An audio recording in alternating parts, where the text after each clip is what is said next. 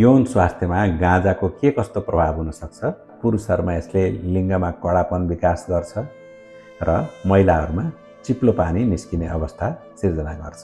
सेकेन्डभित्रै अथवा मिनेटभित्रै वीर्यस्खलन भइहाल्थ्यो भनेदेखि यसले लामो समयसम्म टिक्न सक्षम बनाउँछ। प्राक्रीडामा हामीलाई धेरै बेरसम्म टिकेर गर्न सक्ने पनि बनाउँछ। यही गाँजाका फेरि नकारात्मक सम्भावनाहरू पनि छन्। गाँजाका सम्भावित हानिहरू के हुन्छ? नसाको लागि गाँजाको सेवन गरिन्छ भन्ने कुरा त हामीमध्ये धेरैलाई थाहा छ। तर गाँजा औषधिमा पनि राखिन्छ। धेरै औषधिहरूमा गाँजा पाइन्छ र यस्तो औषधिहरूले विभिन्न शारीरिक असक्षमताबाट हामीलाई बचाउन सक्छन् भन्ने कुरा हामीलाई थाहा छ। यदि थाहा छैन भने आज सुन्नुहोस्। म आज यौन स्वास्थ्यमा गाँजाको के कस्तो प्रभाव हुन सक्छ र कस्तो खालको प्रभाव यौनमा सकारात्मक हुन्छ र कस्तो खालको प्रभाव नकारात्मक हुन्छ भन्ने बारेमा छलफल गर्दैछु। कृपया भिडियोलाई सुरुदेखि अन्त्यसम्म हेर्नुहोस्। संसारको कुनै पनि चिज सम्पूर्ण गुणी पनि हुँदैन र कुनै पनि चिज सम्पूर्ण दोषी पनि हुँदैन। त्यसलाई हामीले कसरी प्रयोग गर्ने हो, कसरी हेर्ने हो, कसरी हामीले त्यसलाई आफ्नो उपयोगमा ल्याउँछौँ त्यसमा निर्भर गर्छ भन्ने कुरा बुझ्न सजिलो हुनेछ। गाँजाको बारेमा समाजमा त अत्यन्त नकारात्मक धारणा छ नि। त्यस्तो किन छ भनेदेखि केही वर्ष अगाडिसम्म हाम्रो देशका लगभग तराई मधेसका त सबै गाउँहरूमा गाँजाको खेती हुन्थ्यो। त्यस्तो खेती भएको गाँजा धेरै जस्तो भारत निर्यात गरिन्थ्यो र बाँकी रहेको गाँजा हाम्रै देशका धेरै मानिसहरूले थोरै वा धेरै मात्रामा प्रयोग गर्ने गर्थे। यसरी गाँजाको अत्यधिक प्रयोगबाट मानिसले गाँजा प्रयोगमा हुने सबैभन्दा ठुलो दुष्परिणाम अर्थात् अलिकति मात्राले उसलाई जुन प्रभाव दियो त्यो प्रभाव राम्रो लागेर फेरि मात्रा बढाउँदै लैजाने, बानी परेर खाने जस्ता गलत क्रियाकलापहरू हुन थाले। अब अहिले गाँजा नेपालमा उत्पादन हुँदैन, ब्यान गरिएको छ। तर गाँजा उत्पादन नगरिए पनि गाँजाको प्रयोग त भइरहेको छ।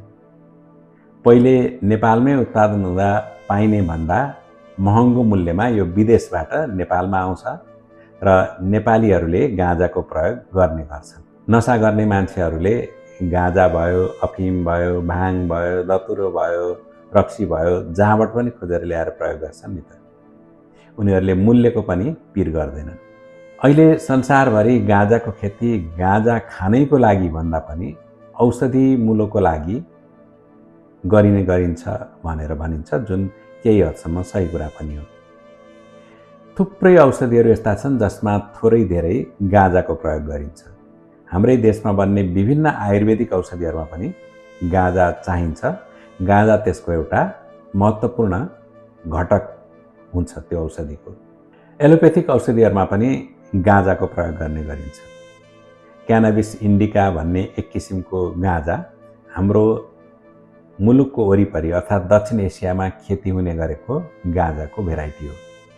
यसबाहेक क्यानाबिस सैटिवा भन्ने पनि अर्को खालको गाँजाको भेराइटी पनि पाइन्छ जो अन्य देशहरूमा खेती गरिन्छ। गाँजाको प्रयोग चिलिममा हालेर आगोले सल्काएर धुवाँ तानेर गरिन्छ भन्ने हामीले बुझेका छौँ। किनभने हामीले धेरै जसो पशुपति वरिपरि अथवा हाम्रो गाउँघरमा, हाम्रा खेत खलिहानहरूमा किसानहरूले थाकेर मानिसहरूले आफ्नो घरेलु र आर्थिक चिन्ता दूर गर्नको लागि खाने गरेको, बानी परेर लट्ठिनको लागि खाने गरेको हामीले देखेका हुन्छौँ। तर गाँजाको धुवाँ मात्रै खाने नभएर गाँजा गाँजाकै रूपमा अचार जस्तो बनाएर अथवा लेदो जस्तो बनाएर खान सकिन्छ भन्ने तपाईहरुलाई थाहा छ। या गाँजाका बामहरू अथवा मलमहरू हुन्छन् जो हाम्रो शरीरमा लगाएर दुःख कम गर्ने, मांसपेशीहरूको दुखाइ वा तिनीहरू मर्किएको ठिक पार्ने गरिन्छ भन्ने तपाईहरुलाई थाहा छ। त्यस्तै गाँजाको तेल पनि हुन्छ र विभिन्न रूपमा औषधिक रूपमा उपयोग गरिन्छ भन्ने पनि थाहा छ। थाहा छैन भने आज सुन्नुहोस्। गाँजा र यौन स्वास्थ्यको सम्बन्धको बारेमा चर्चा गर्नको लागि यहाँ उपस्थित भएको छु। गाँजा खाएपछि अथवा गाँजाले मान्छेको रगतमा प्रवेश गरिसकेपछि के कस्ता परिवर्तनहरू हुन्छन् त भनेर पहिले बुझ्यौं भनेदेखि हामीलाई यो विषय राम्रोसँग बुझ्न सजिलो हुन्छ।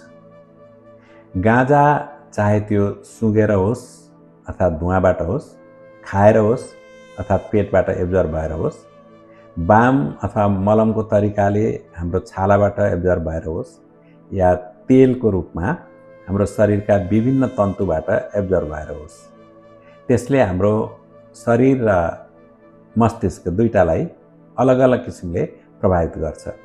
हाम्रो मस्तिष्कलाई यसले एक किसिमले प्रभावित गर्छ भने शरीरलाई अर्को किसिमले प्रभावित गर्छ। जब हामीले गाँजा सेवन गर्छौँ त्यसपछि यसले काम गर्नलाई अलि समय लाग्छ। कतिपय औषधिहरू जस्तो यो खाएको तत्कालै काम गर्न थाल्दैन। यदि हामीले गाँजालाई खाएर प्रयोग गरेका छौँ र पाचन प्रक्रियाबाट यो एब्जर्ब भएर हाम्रो रगतसम्म पुगेर यसले प्रभाव देखाउनु पर्ने हो भने यसले 1 घन्टा पनि समय लिन सक्छ र यो हामीले धुवाँको रूपमा तानेर अथवा तेल वा मलमको रूपमा लगाएर हाम्रो रगतमा एब्जर्ब भएर काम गर्नुपर्ने हो भनेदेखि यसले छिटै पनि काम गर्न सक्छ। यसले गरेको कामहरुमा मस्तिष्कमा यसले हामीलाई डोपामिन सेक्रेसन गराउँछ। डोपामिन भनेको त्यस्तो हर्मोन हो जसले हामीलाई मजा लाग्छ, आनन्द आउँछ, हामीलाई रमाउन सहयोग गर्छ।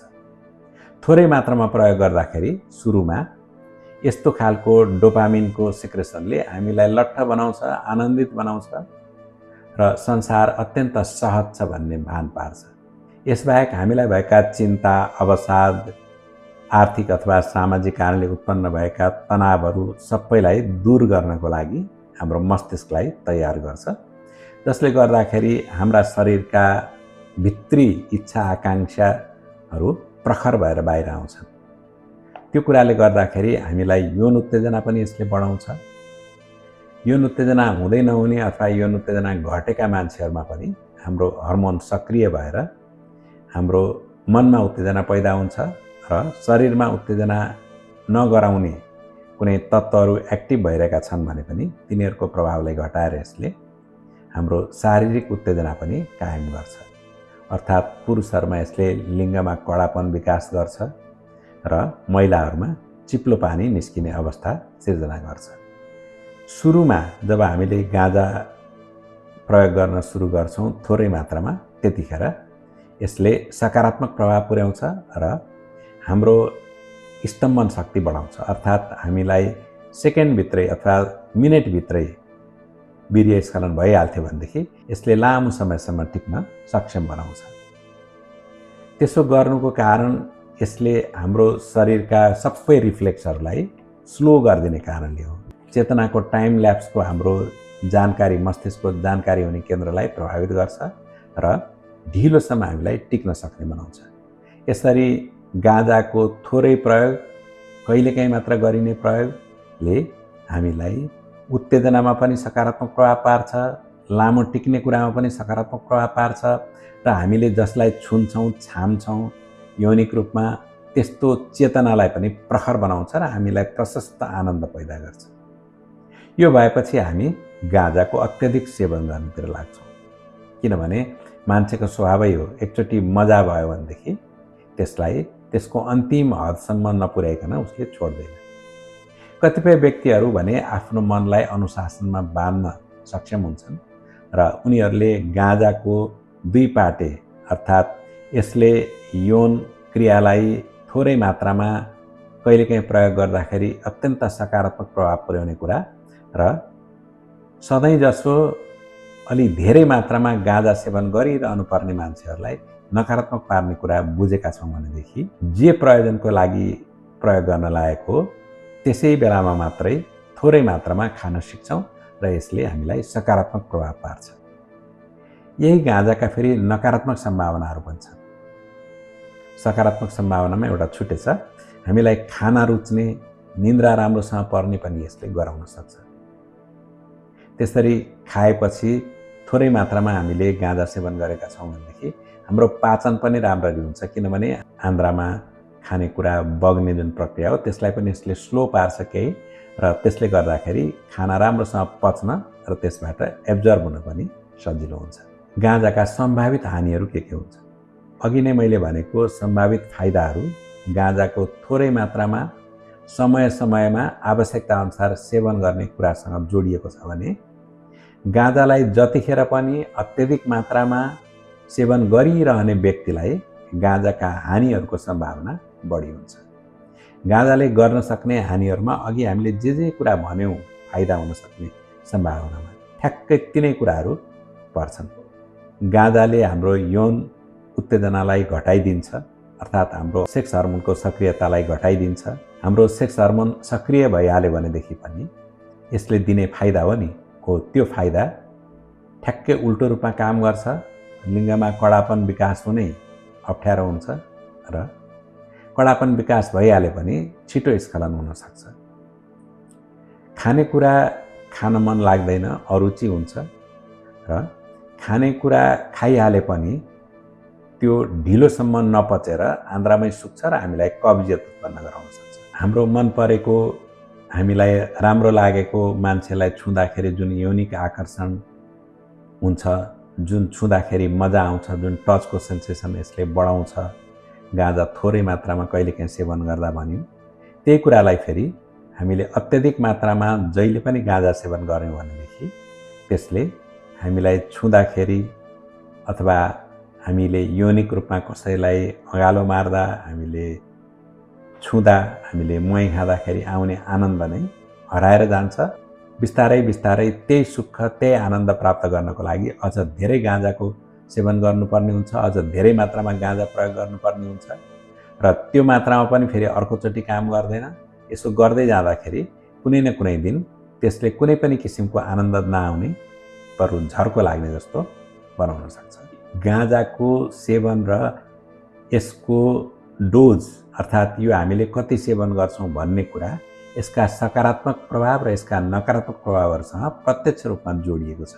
गाँजाको सेवन थोरै गऱ्यौँ, कहिलेकाहीँ गऱ्यौँ, अर्को अर्थमा भन्ने भने औषधिको रूपमा गऱ्यौँ भने यो वरदान हुनसक्छ। तर गाँजाको सेवन धेरै गऱ्यौँ, नसाको रूपमा गऱ्यौँ भनेदेखि त्यही हामीलाई विष हुनसक्छ, श्राप हुनसक्छ। गाँजाको सेवन गरेपछि सही र गलतको विवेक पनि हराउँछ। अत्यधिक मात्रामा गाँजाको सेवन गर्दाखेरि हाम्रो सही कुरा कुन हो, गलत कुरा कुन हो भनेर जजमेन्ट गर्ने सेन्टर प्रभावित हुन्छ। हामीलाई नगर्नुपर्ने कुरा गर्ने इच्छा लागिरहन सक्छ अथवा थाहा नपाइकन हामी त्यस्तो कुरा गरिरहेका हुन सक्छौँ र गर्नुपर्ने कुराबाट हाम्रो चाहना घट्न सक्छ र हामी थाहा नपाउँदै कुनै गर्नुपर्ने कुराबाट टाढा भागिरहेका हुन सक्छौँ। गाँजालाई मलम अथवा बामको रूपमा पनि प्रयोग गर्न सकिन्छ भनेर अघि मैले भनेको थिएँ नि। कतिपय मलम या बामहरू जो हाम्रो थकित मांसपेशीहरूलाई पुनर्जीवन दिनको लागि, अर्थात् हाम्रा थकित मांसपेशीहरूलाई सक्रिय बनाउनको लागि, हाम्रा थकित जोर्नीहरूलाई सक्रिय बनाउनको लागि अथवा हाम्रो मांसपेशी वा हड्डीको दुखाइलाई दूर गर्नको लागि बनेका हुन्छन् नि, हो त्यस्ता मलम अथवा बामहरूमा गाँजाको प्रयोग गरिएको हुनसक्छ। एउटा निश्चित मात्रामा गरिने यस्तो खालको प्रयोगले हाम्रो शरीरका मांसपेशीहरू र हड्डीहरूमा रगतको प्रवाह बढाउँछ, अक्सिजनको मात्रा बढाउँछ, जसले गर्दाखेरि हड्डीहरू स्वस्थ रहन सक्छन् र मांसपेशीहरू रिल्याक्स भएर बस्छन्। रिल्याक्स भएका मांसपेशीहरूले हाम्रो दुखाइ, हाम्रो पीडा र हाम्रा अप्ठ्याराहरूलाई दूर गरिदिन्छ। यसरी हामीले विभिन्न बाम वा मलम प्रयोग गऱ्यौँ जसमा गाँजा मिसिएको छ भनेदेखि त्यसले प्रत्यक्ष रूपमा हाम्रा शरीरका मांसपेशी र हाम्रा शरीरका हड्डीहरूमा शक्ति दिन सक्छ र त्यसले हामीलाई फेरि काम गर्न, जस्तोसुकै भारी काम पनि फत्ते गर्न चलाउन सक्छ। यो बाहेक तेल पनि पाइन्छ गाँजाको।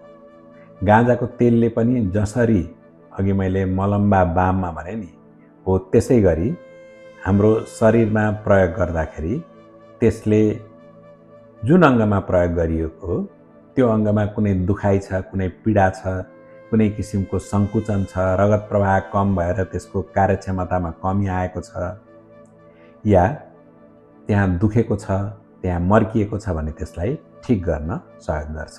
त्यति मात्र होइन, हाम्रो प्राक क्रीडाको क्रममा हामीले यौनाङ्गहरू खेलाउने, चलाउने विभिन्न कार्यहरू गर्छौँ नि त, हो त्यसको सेन्सेसन पनि यसले मिठो र तिखो बनाइदिन्छ। यसरी सेन्सेसन मिठो र तिखो बनाउने मात्र होइन, प्राक्क्रीडामा हामीलाई धेरै बेरसम्म टिकेर गर्न सक्ने पनि बनाउँछ।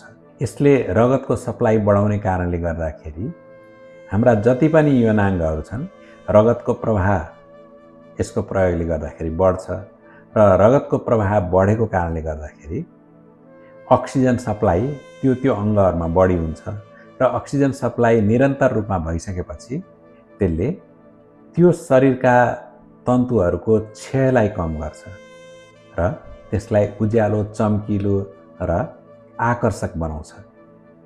यसरी शरीरका विभिन्न छालाका भागहरूमा यस्तो तेलको प्रयोग गर्न सकिन्छ र ती छालाहरूको चमकलाई, ग्लोलाई बढाउन सकिन्छ। हाम्रो छिमेकी देश भारतमा अथवा हाम्रै नेपालका जुन भागमा अहिले पनि लुकेर गाँजा खेती गरिन्छ नि त, हो त्यस्ता ठाउँहरूमा र हाम्रो दक्षिण एसियामा, हाम्रा वरिपरिका मुलुकहरूमा हुने गाँजा खेती क्यानाबिस इन्डिका नाम गरेको एक किसिमको गाँजाको जातको खेती हो। यस्तो किसिमको क्यानाबिस इन्डिका जातको गाँजाको सेवनले शारीरिक असरहरू बढी गर्छ, अर्थात् रिल्याक्स गर्ने, रगतको प्रवाह बढाउने, चमक बढाउने जस्ता प्रभावहरू यसले बढी गराउँछ भने क्यानाबिस सैटिवा भन्ने अर्को खालको जुन गाँजाको प्रजाति छ, त्यो गाँजाको खेती हाम्रो दक्षिण एसियाभन्दा बाहिरका मुलुकहरूमा बढी गर्ने गरिन्छ र यस किसिमको गाँजाले चाहिँ सिधै मस्तिष्कमा बढी प्रभावित गर्छ। त्यसले मस्तिष्कमा बढी हान्छ र मस्तिष्कमा चेतना र संवेदनाका जुन नसाहरू छन् तिनीहरूलाई प्रभावित गरेर यसले मस्तिष्कले गर्ने कामहरूलाई प्रभावित गर्छ। अहिलेसम्मको हाम्रो छलफलबाट हामीले के बुझिसकेको हुनुपर्छ भने गाँजाको प्रयोग मान्छेको लागि अत्यन्त नकारात्मक हो। गाँजाले हानिबाहेक फाइदा केही पनि गर्दैन। गाँजा भन्ने बित्तिकै गाँजाको गर्नै गलत हो। गाँजालाई खेती गर्नु पनि गलत हो। त्यसकारण यसको ब्यान भएको हो भन्ने कसैले बुझ्छ भनेदेखि त्यो मान्छे 100% सही हुन सक्दैन र त्यसले गाँजालाई राम्रोसँग बुझेको छैन भन्ने हामीले निष्कर्ष निकालिसक्यौँ। अर्कोतिर गाँजा औषधि मात्रै हो। गाँजा जति प्रयोग गरे पनि हुन्छ। गाँजाले फाइदा बाहेक हानि केही पनि गर्दैन। यो मानिसको शरीरको लागि अत्यन्त आवश्यक चिज हो भन्ने बुझेर गाँजालाई जथाभावी सेवन गर्न थाल्यौँ भने त्यो पनि गलत हो भन्ने कुरा पनि हामीले बुझिसक्यौँ। प्रकृतिका, संसारका, सृष्टिका अन्य चिजहरू जस्तै गाँजा पनि बुझेर यसको राम्रो प्रभावलाई उपयोग गर्न सक्यो भनेदेखि सृष्टिको एउटा राम्रो वरदान हो। त्यही गाँजालाई हामीले बुझ्दै पनि गलत तरिकाले दुरुपयोग गर्यौँ भनेदेखि त्यो हाम्रो लागि अभिशाप हो। अहिलेलाई यति, फेरि अर्को भिडियो भेटौँला।